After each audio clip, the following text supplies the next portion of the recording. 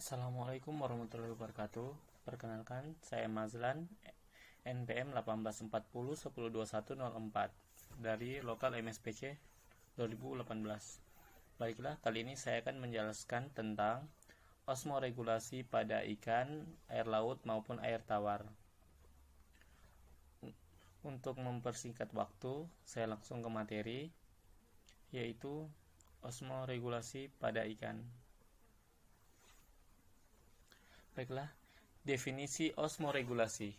Osmoregulasi adalah upaya mengontrol keseimbangan air dan ion-ion di antara tubuh dan lingkungannya, atau suatu proses pengaturan tekanan osmos. Osmoregulasi penting dilakukan karena beberapa hal lain.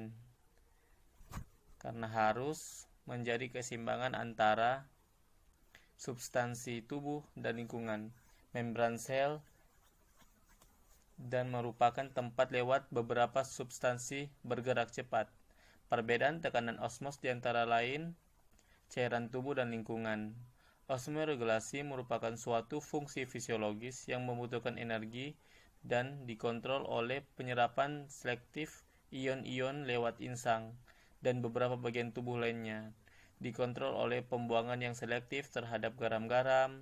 Kemampuan osmoregulasi juga bergantung pada suhu, musim, umur, kondisi fisiologis, jenis kelamin, dan perbedaan genotip. Selanjutnya adalah cairan tubuh pada ikan air tawar mempunyai tekanan yang lebih besar dari lingkungannya. Garam-garam cenderung keluar. Sebaliknya, ikan yang hidup di laut mempunyai tekanan osmotik yang lebih kecil dari lingkungannya, sehingga terdapat kecenderungan garam-garam masuk ke dalam tubuh dan air keluar. Sistem osmoregulasi berkaitan erat dengan sistem ekskresi pada ikan, karena melibatkan ginjal yang berperan dalam sistem ekskresi.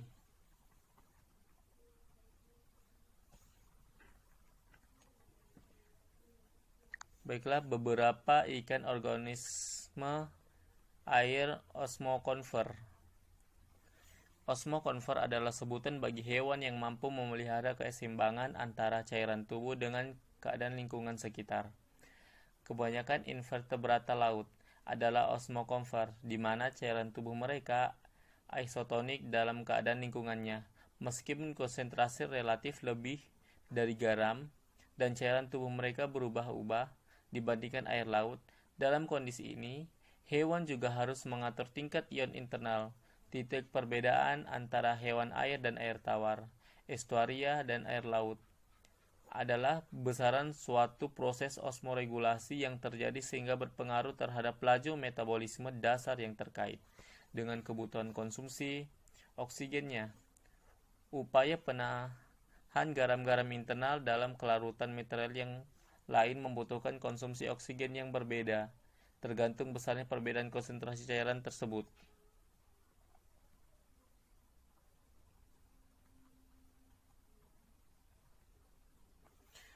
Adapun beberapa organ yang berperan dalam sistem osmoregulasi pada ikan air adalah insang, ginjal, dan usus.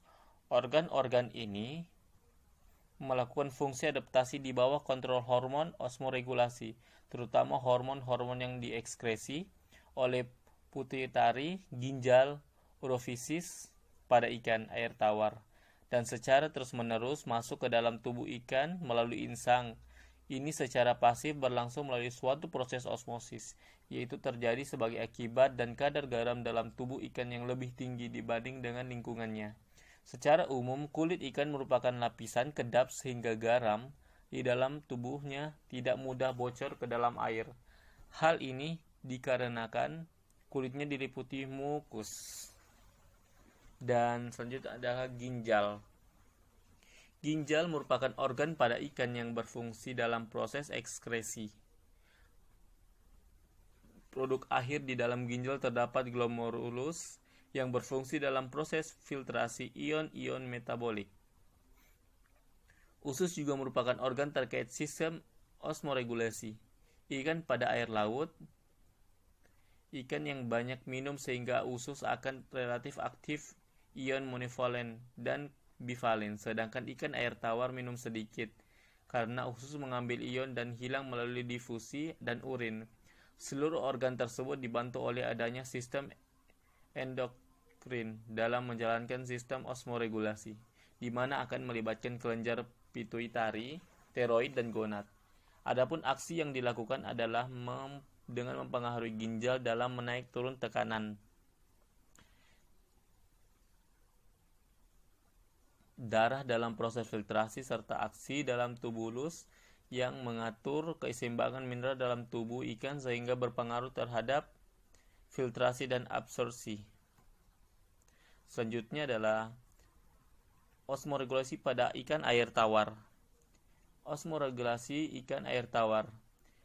Ikan air tawar cenderung menyerap air di lingkungannya dengan cara osmosis, yaitu terjadi sebagai akibat dari kadar garam dalam tubuh ikan yang lebih tinggi dibanding dengan lingkungannya.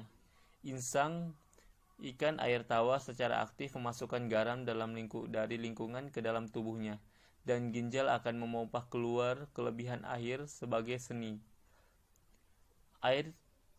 Ikan air tawar harus selalu menjaga dirinya agar garam tidak melarut dan lolos ke dalam air. Dalam hal ini, ginjal mempunyai glomeruli dalam jumlah banyak dengan diameter besar.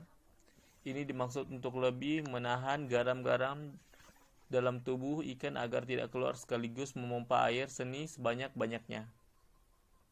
Ketika cairan dalam badan ikan malpighi masuk ke dalam tubuli ginjal, glukosa akan diserap kembali pada tubuli proximalis dan garam-garam diserap kembali pada tubuli distal. Dinding tubuli ginjal sendiri bersifat impermeable, yaitu kedap air dan tidak dapat tembus terhadap air. Ikan mempertahankan keseimbangan dengan banyak minum air. Kulitnya diliputi mukus melalui osmosis lewat insang. Secara umum, kulit ikan juga merupakan lapisan kedap sehingga garam dalam tubuhnya tidak mudah bocor ke dalam air. Satu-satunya bagian ikan yang berinteraksi dengan air adalah insang. Berikut adalah penjelasan tentang osmoregulasi ikan air tawar. Baiklah, saya akan menjelaskan selanjutnya adalah osmoregulasi pada ikan air laut.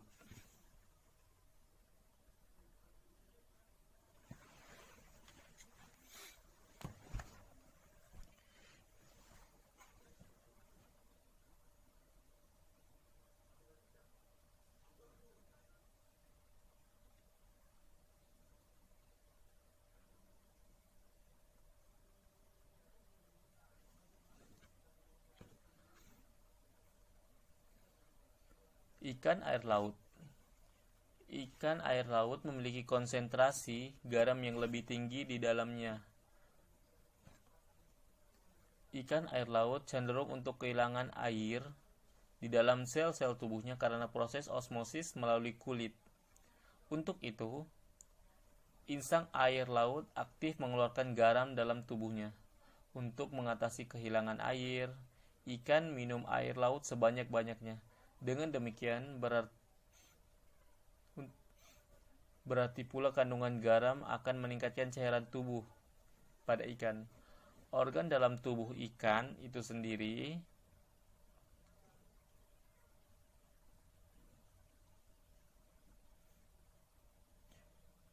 menyerap ion-ion garam seperti Na+, K+, dan C-, serta air masuk ke dalam tubuh, masuk ke dalam darah, dan selanjutnya disirkulasi. Kemudian insang ikan akan mengeluarkan kembali ion-ion tersebut dari darah ke lingkungan luar. Karena air laut dipaksa oleh kondisi osmotik untuk mempertahankan air, volume air seni lebih sedikit dibanding ikan air tawar.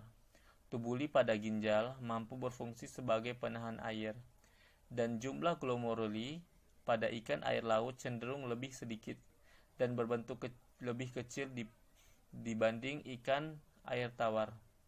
Adapun urin yang dihasilkan mengandung konsentrasi air yang lebih tinggi.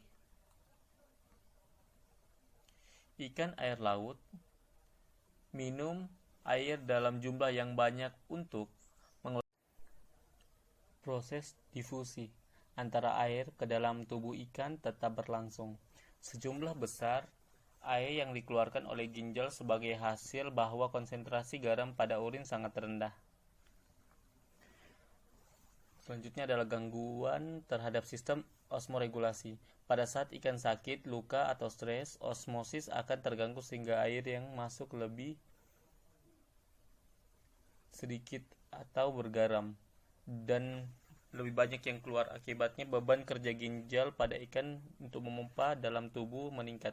Bila hal ini terus berlangsung, bisa menyebabkan ginjal rusak sehingga ikan mati. Apabila kadar garam dalam air lebih tinggi kadar garam darah, efek baliknya akan terjadi. Air yang keluar dalam tubuh ikan dan garam yang masuk dalam darah akibat. Mungkin sekian dari saya, kurang lebih mohon dimaafkan. Wabillahi taufiq wal hidayah. Assalamualaikum warahmatullahi wabarakatuh.